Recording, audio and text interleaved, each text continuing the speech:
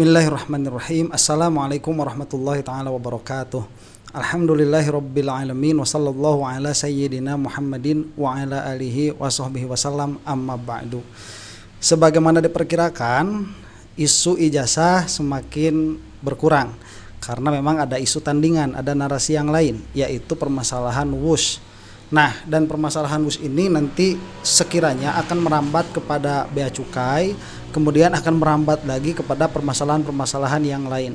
Dan sekarang ini mulai serius ya, karena TV-TV nasional sudah mulai dipenuhi dengan permasalahan WUS. Kemudian besok lusa mungkin kita akan melihat beberapa ahli di dalam kebijakan publik atau ahli di dalam transportasi akan berbicara tentang WUS ini. Nah, semakin ini nanti diangkat, maka kita akan memiliki satu tema yang lebih urgent ya untuk dibahas daripada sekedar ijazah. Dan yang menarik nih, isu WUS ini dia tidak menyurutkan Roy Suryo dan kawan-kawan untuk berpaling tema, minimalnya untuk saat ini. Dan itu bagus, menunjukkan bahwa beliau-beliau ini memang bukan cari panggung, tetapi memang ingin ingin menunjukkan apa yang sebenarnya terjadi mengenai ijazahnya Pak Jokowi dan Gibran ini. Jadi memang mau ramai atau tidak, saya rasa begitu ya, RRT ini lebih baik sudah fokus di situ saja, fokus di permasalahan ijazah saja. Nah, adapun permasalahan WUS ini biar yang lain yang berkata. Lain halnya dengan pihaknya pembela Jokowi yang ngomong masih itu juga. Jadi kemarin kita lihat Azwan itu berbicara tentang ijazah, sekarang masih Azwan juga nih yang berbicara tentang WUS begitu. Dan ditambah PSI ini sudah mulai menampakkan diri begitu ya, orang-orang PSI ini di dalam membela Jokowi begitu. Padahal waktu Jokowi meridoi atau menginisiasi kereta cepat ini, PSI belum bertindak banyak dan belum ada malah mungkin ya waktu WUS ini ada begitu. Nah, kita akan saksikan bagaimana ini dalam satu diskusi di TV nasional antara yang mempermasalahkan WUS dengan yang membela apapun yang oleh Jokowi lakukan. Ini kita akan menimbang argumennya seperti apa, dan di antara argumen ini mana yang valid memang ingin mengusut perkara ini sebagaimana adanya, dan kita akan melihat siapa yang orang memang membela Jokowi habis-habisan begitu. Kita akan saksikan. Mardian, jawab pertanyaan saya tadi. Proyek dari WUS ini lebih mementingkan unsur politisnya atau bisnisnya belakangan? Di dalam teori kepemimpinan kadang-kadang subjektivitas leaders itu matters. Ketika Bung Karno bikin konferensi Asia Afrika tahun 1955 yang protes banyak sekali. Kita masih banyak yang buta aksara, tiba-tiba bikin proyek kayak gitu. Tapi di belakang hari terbukti 1955 itu selalu Badasasila Bandung selalu dirujuk. Itu personal preferences. Jadi yang sekarang gimana Bang Badar? Sama kayak Mahathir Muhammad bikin Twin Tower, Sepang, selalu ada. Buat saya, biarkan. Tinggal yang harus dikritisi oleh publik, proses teknokrasinya, transparansinya, akuntabilitasnya, dan perspektif ekonomisnya jelas atau tidak. Menurut Bang Mardhani saat ini gimana? Sudah transparan belum? Tidak transparan dan sama sekali. Kurang ekonomis. Ya. Oke, Bang Mardiansah, tidak transparan, kurang ekonomis. Waduh. Oke, sebentar ya. Jadi impian seorang pemimpin ya wajar dan tidak harus menguntungkan. Tetapi apakah di belakangnya ada permasalahan hukum atau tidak? Itu yang harus diselidiki. Dan kita semua setuju begitu ya. Dalam kereta cepat ini kan permasalahannya banyak. Apakah nanti akan disinggung atau tidak mengenai perpindahan dari Jepang ke China dan lain sebagainya, akan kita lihat ini. Soal apa? Soal WUS. Soal WUS kan PKS juga setuju. Jadi saya agak susah juga kalau kita pedomannya dengan argumentasi para politisi ini yang kadang di satu sisi dalam kebijakan itu mau diambil dia setuju, dalam proses yang masuk pada tataran polemik akhirnya bersembunyi di balik kesetujuan yang lalu. Dan ini kan tadi saya sudah setuju dengan Bang Mardhani bahwa ini kan harus bicara soal beberapa proyek aksesuar ya yang dilakukan para pemimpin negeri tidak hanya di Indonesia. Itu biarkan saja, memang itu juga pada tertentu akan diuji oleh kita sendiri bahwa itu akan menjadi kebanggaan bangsa atau bukan. Oke, sebentar. Nah, ini bagus permasalahannya. Jadi waktu ini disetujui begitu, PKS termasuk yang menyetujui, tapi ketika ada masalah kok seolah-olah bersembunyi. Ya memang itulah politik demikian, dan itu tidak menjadikan bahwa proyek ini bermasalah begitu. Jangan menjadikan karena ini yang berkatanya orang politik seolah-olah ini tidak ada masalah. Kalau memang ada masalah, yang ngomongnya dari manapun, yang masalah itu harus diselesaikan. Nah kemudian apakah ini akan menjadi kebanggaan atau tidak? Lah permasalahannya kebanggaan itu nanti yang bangga siapa? Kalau saya sebagai orang Garut kagak bangga sama WUS itu, apa kebanggaannya? Nggak ada, tidak substansial apa yang harus dibanggakan dari WUS itu, nggak ada. Proyeknya bermasalah, kemudian bukan untuk semua kalangan, bukan untuk semua orang. Kalau di belakangnya tidak ada masalah, ya mungkin itu sebuah kebanggaan ya. Di negara ASEAN mungkin Indonesia itu satu-satunya yang memiliki kereta cepat, ya cuman so what begitu.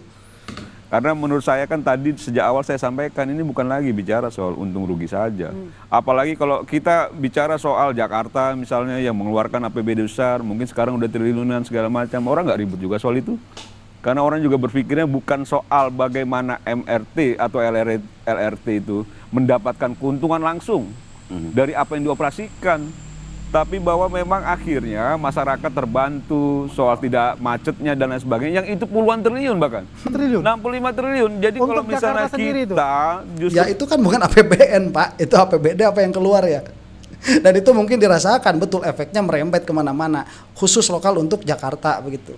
Dan ini kan bukan presiden yang menginisiasinya ya. Kalau misalkan di Garut tiba-tiba dikeluarkan atau dibangkitkan lagi kereta api begitu, beberapa jalurnya dibangunkan lagi meskipun merugi nanti pada akhirnya KAI, lah itu kan urusannya urusan BUMN tuh ya, bukan dengan urusan APBN begitu. Dan yang menginisiasinya bukan presiden, yang mana kalau misalkan di belakangnya argumennya itu ada yang namanya pemerataan pembangunan dan lain sebagainya, itu nggak masuk argumennya itu. Jadi nggak apple to apple kalau membandingkan. Dan kalaupun misalkan dibandingkan, kalau ada masalah ya semuanya ada masalah begitu. Kalaupun ada masalah, jadi kembali lagi orang-orang yang ada sekarang itu berbicaranya tidak substansial.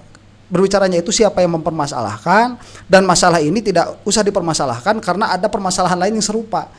Ya kalau begitu mah itu nggak bakal ada masalah, terus-terusan kita itu muter di dalam lingkaran setan permasalahan. Nah selesaikan satu begitu, yang WUS ini selesaikan. Nah nanti kalau misalkan di daerah-daerah ada yang bermasalah seperti LRT dan lain sebagainya, kalau itu ada permasalahan diusut juga begitu. Kalau memang ada permasalahan.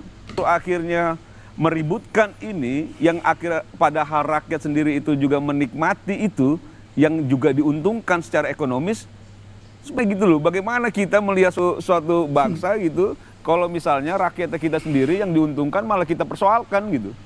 Ini yang menurut saya kan tidak fair. Nah bicara soal apa-apa yang sebentar itu nanti juga berbeda. Di dalam WUS ini ada permasalahan substansi yang harus dipermasalahkan. Apa itu? Terancamnya kedaulatan negara, dan itu perkataan beberapa para ahli memang demikian. Makanya saya katakan tadi di awal, nanti yang akan ramai berbicara di sini para ahli. Kalau ahli sudah berbicara, nanti kan yang mengcounter harus ahli juga, nggak bisa orang-orang kayak gini politisi, nggak bisa. Jadi memang murni dari perspektif kebijakan publik begitu. Ini yang harus diperhatikan, dan ini akan menambah banyak sekali pengetahuan bagi bangsa Indonesia dan kedewasaan di dalam berpikir dan kedewasaan di dalam berbangsa begitu.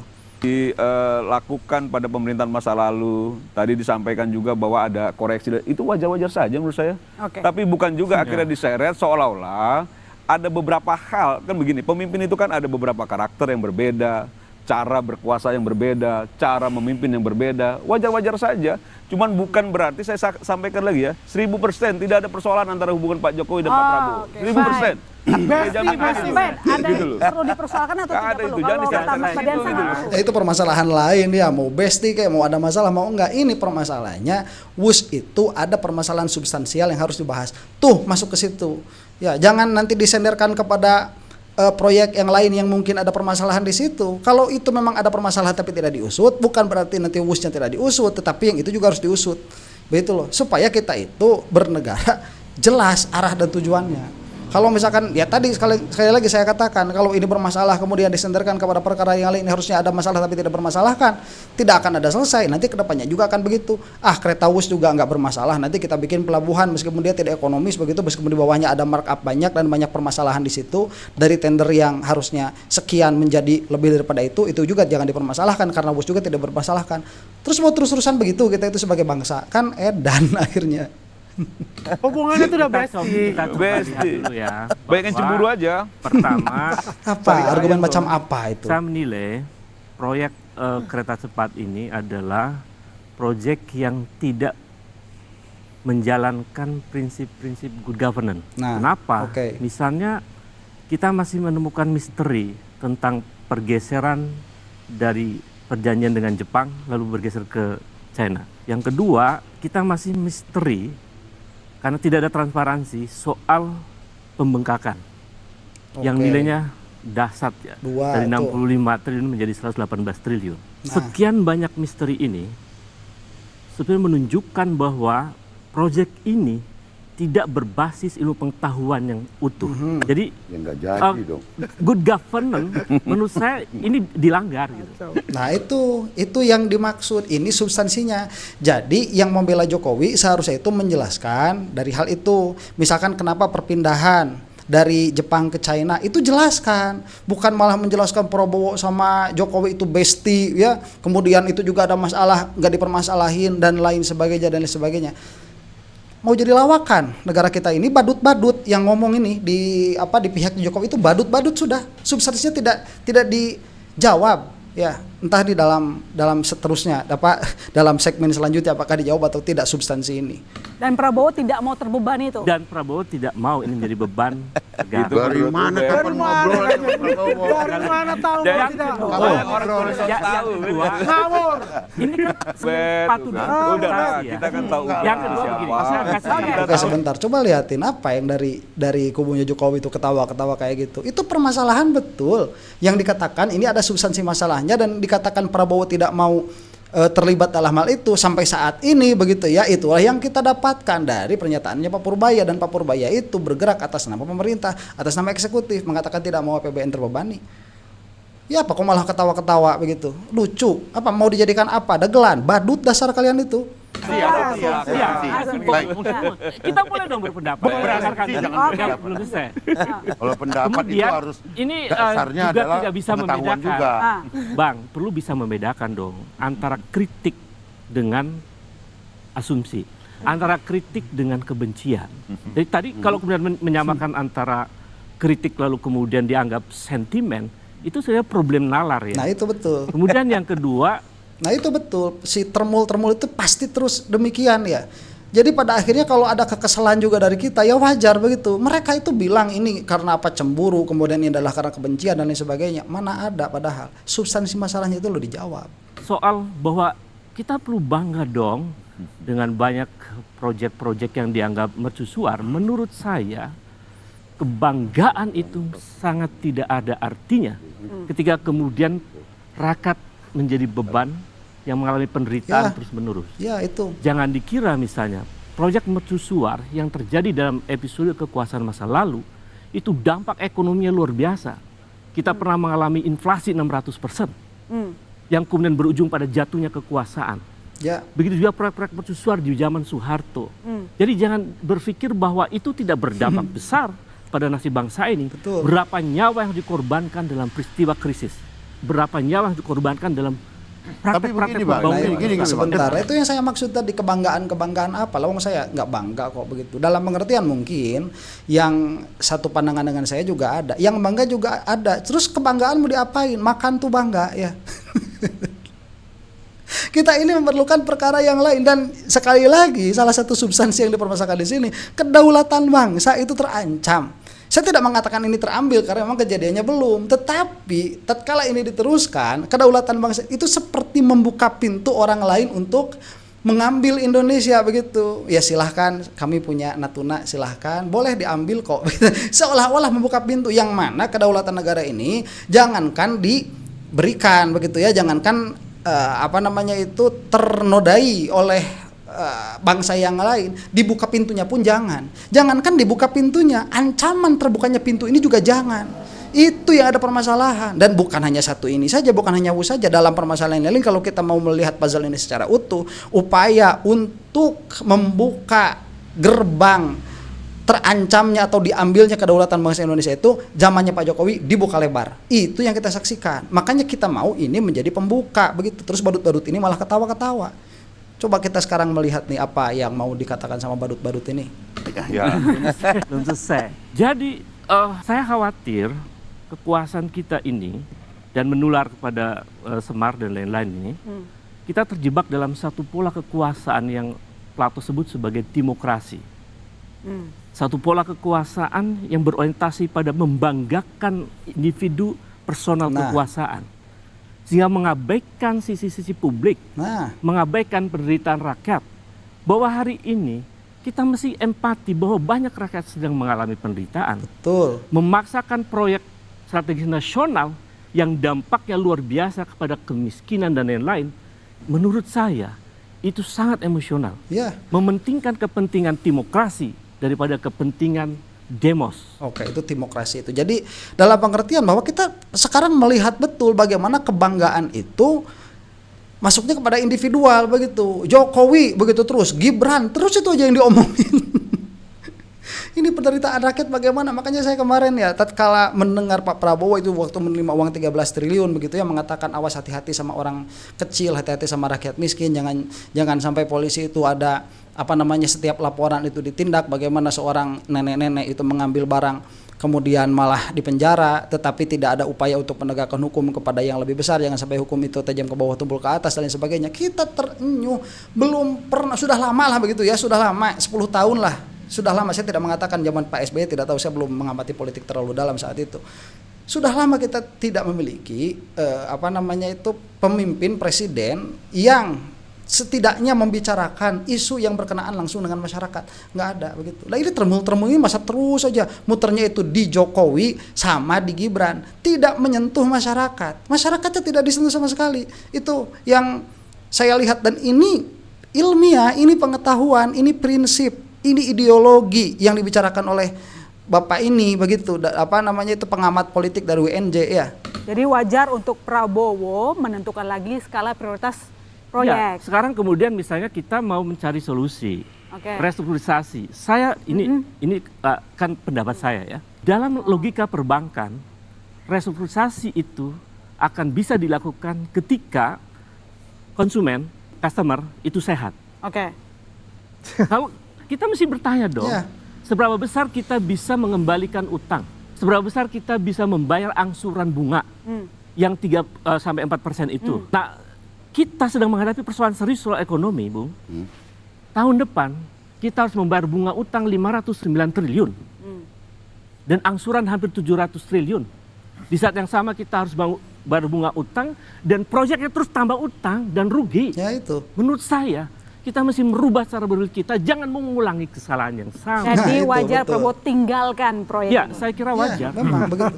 Dan seharusnya memang begitu proyek yang ditinggalkan. Karena ini dari awal sudah bermasalah. Luhut aja ngomong sendiri kok, ini saya terima barangnya sudah busuk begitu. Lah permasalahannya kan harusnya dikejar siapa yang bikin barang ini busuk. Lah kan dia sendiri dari awal begitu yang menginginkan sama Jokowi. Terus apa? Mau dikatakan mereka itu kebal hukum? Siapa sih mereka itu? Kita ini berbangsa dan bernegara, Indonesia ada hukumnya. Kenapa tidak minimalnya dipertanyakan oleh institusi-institusi yang ada? Kalau sama termul-termul ini ya, badut-badut ini ya wajar saja tidak dipertanyakan. Kalau mereka itu dari awal tadi yang dikatakan politiknya itu sudah politik individual begitu, membanggakan individu, masyarakat sudah tidak dipentingkan lagi. Mana pembicaraan dari termul-termul ini, dari badut-badut ini, pembicaraan mengenai hal yang substansial dari apa yang dikatakan, misalkan mengenai perpindahan dari Jepang ke China, kemudian markup proyek dari sekian triliun menjadi sekian triliun, kemudian ini yang tidak sehat, ada pembusukan di dalamnya, siapa yang bermain, mana keluar nggak perkataan itu? Enggak, mereka itu dodging question, pertanyaan itu pasti dijawabnya dengan kebencian, dijawabnya itu dengan wajar karena yang lain pun tidak dipermasalahkan dan lain sebagainya. Apa ini mereka ini ya yang seperti ini didengarkan, mau didengerin orang masih mau dibela orang seperti ini.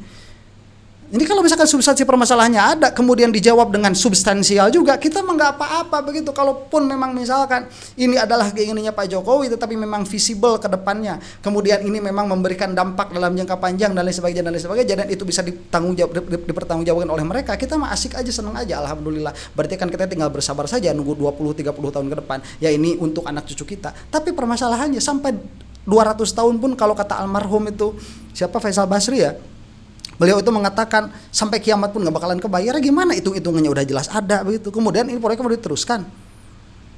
Itu menjual negara kalau seperti itu. Repot. Silakan, siapa tadi? Apa nih? Wajar Jadi, ditinggalin saya ingin proyeknya. tadi sedikit begini, bahwa jangan di back mind kita itu selalu berpikir bahwa ketika pemerintah bergerak ingin membangun sesuatu, PSI. maka di belakangnya harus untung. Itu psycho kita. Iya. Hah? Kita nggak sadar bahwa dengan kita bersikap seperti itu, terlalu banyak orang disakiti, bahkan bisa jadi Bang Said Didu pun tersakiti. Kenapa? Bagaimana kalau dari Makassar itu tidak ada jalan ke kampungnya dibikin karena invisible? Sebentar. Itu tidak dipermasalahkan. Siapa yang mempermasalahkan kerugian per se, hanya kerugiannya saja? Ya, siapa yang mempermasalahkan hal itu? Nggak ada. Ini dilihat bukan kerugian per se, kerugiannya saja. Ini kerugiannya tidak ditanggulangi, begitu. Dari mana kita mau membayar kerugian ini? Ada nggak pembicaranya itu? Nggak ada. Kemudian dari proyek sebelumnya ini tadi yang disebutkan substansinya itu ada perpindahan lah, kalau misalkan rugi lah, kok ruginya itu yang diambil 2% per tahun bunganya, bukan diambil yang 0,1%. Kemudian kalau lo mau rugi, kenapa nggak diambil yang 60 triliun? Kenapa ngambil rugi yang 125 triliun?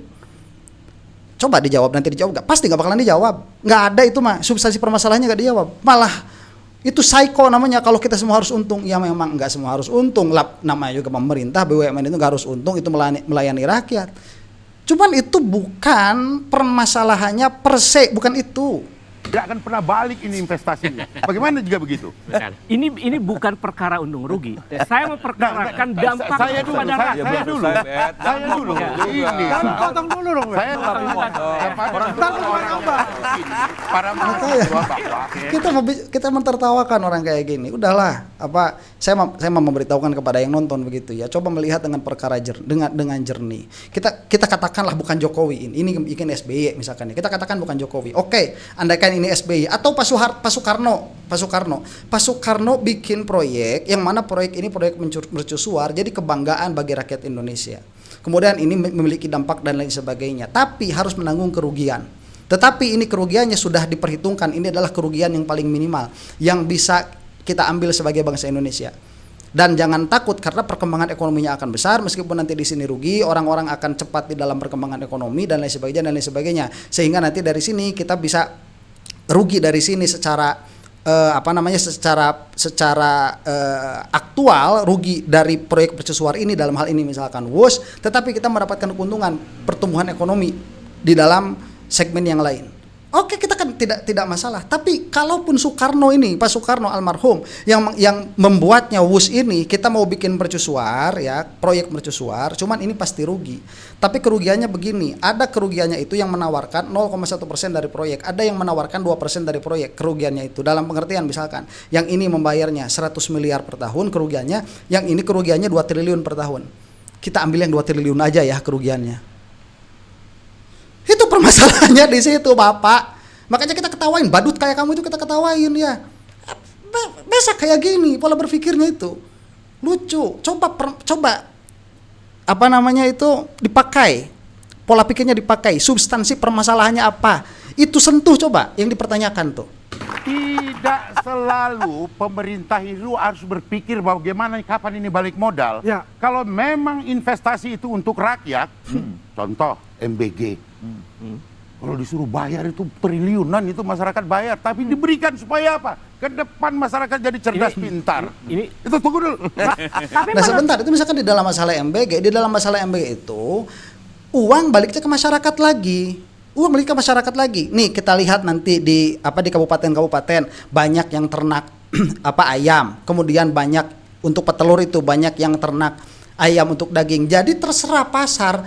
MBG-nya rugi, memang nggak ada kok, itu habis kok, itu bukan produktif, itu habis, itu memang buat buang duit pemerintah itu. Tapi kemana ini muternya uangnya? Balik ke masyarakat, semuanya kembali ke masyarakat. Ya kalau misalkan kita tidak melihat di belakangnya ada permainan, kalau di belakangnya ada permainan itu yang harus diusut begitu.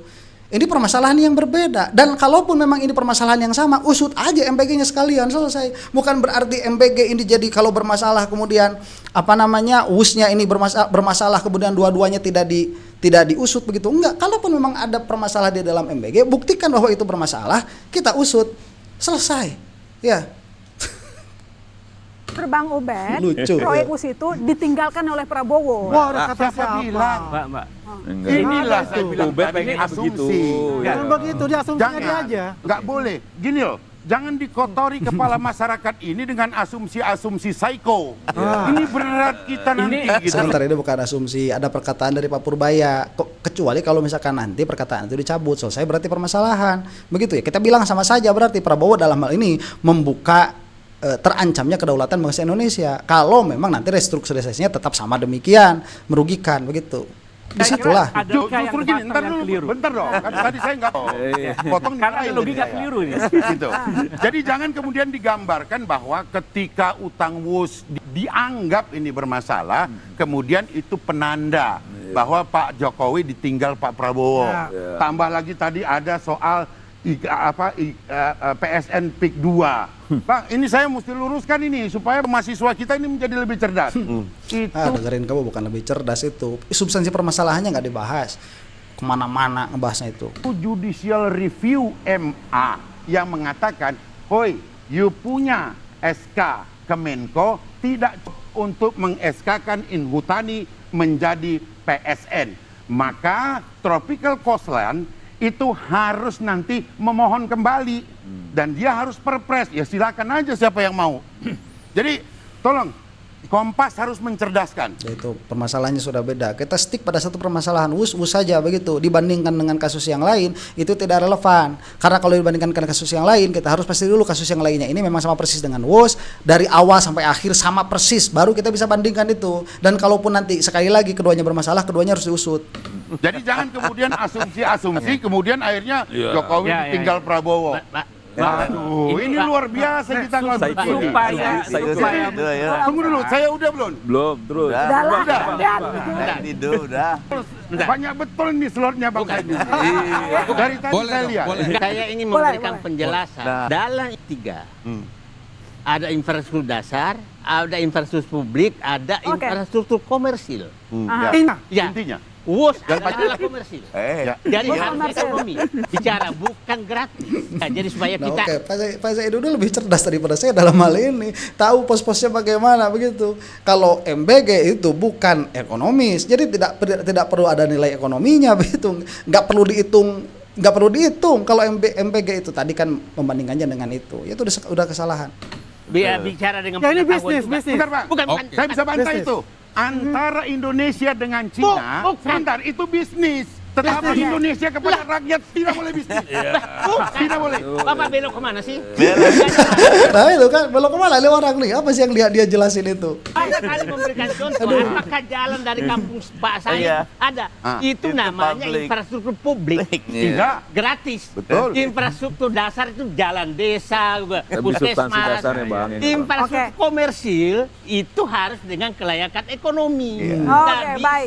Tidak selalu. Tidak selalu. Komersil harus ekonomi. Iya, memang harus ekonomi. Ini orang ini lihat dari PSI itu melihat semua proyek pemerintah itu sama begitu ya, nggak boleh ada dagangnya, tidak boleh ada keuntungan dan lain sebagainya. Padahal kan ini nanti building projectnya udah beda begitu. Karena apa? Karena kategori proyeknya juga sudah beda. Ini kita selesaikan saja sampai akhir sedikit lagi. Tidak 100%. Karena ada PSO di situ. Oke, nanti kita lanjutkan. Selesai. Dan demikian ya, mudah-mudahan semakin terbuka pikiran kita dan mudah-mudahan ini semakin diisi oleh permasalahan-permasalahan yang memang menyentuh kepada substansi. Karena yang kita lihat nanti meskipun pada akhirnya begitu tidak ada yang dihukum dalam permasalahan ini, tetapi kita sebagai bangsa bisa mengambil pelajaran dan sedikit banyak begitu bisa menjadikan suara supaya kita itu lebih cermat melihat perkara itu, enggak dibawa terombang-ambing sama badut-badut yang ada di kubunya Jokowi itu. Demikian, mudah-mudahan kita semua ada di dalam lindungan Allah Subhanahu wa taala. Wallahu taala a'lam bissawab. Assalamualaikum warahmatullahi taala wabarakatuh.